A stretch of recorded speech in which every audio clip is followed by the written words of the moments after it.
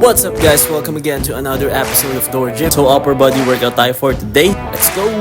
First workout nga na ginawa natin is nag-incline dumbbell bench press tayo. At ginawa natin yan for 8 reps and 3 sets. So dito nga 60 pounds pa rin yung dumbbell na gamit natin. Next syempre is nag-flat dumbbell bench press din tayo. So same pa rin, ginawa din natin yan for 8 reps and 3 sets. At 60 pounds pa rin yung mga dumbbells natin. Next naman is nag-dumbbell shoulder press naman tayo.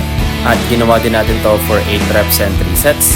And dito nga is binawasan na natin. So 40 pounds naman yung gamit natin dumbbells dito.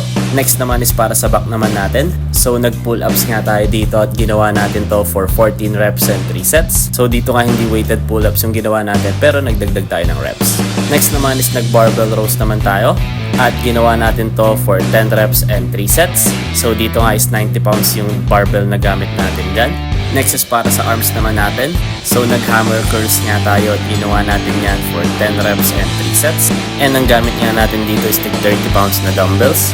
Next naman is nag-cable push down naman tayo. At ginawa naman natin to for 10 reps and 3 sets. At dito naman is 40 pounds yung binubuhat natin dyan. So yan nga yung mga upper body na ginawa natin. At syempre for last workout, nag-plank nga din tayo. At ginawa natin yan for 1 minute and 45 seconds for 2 sets.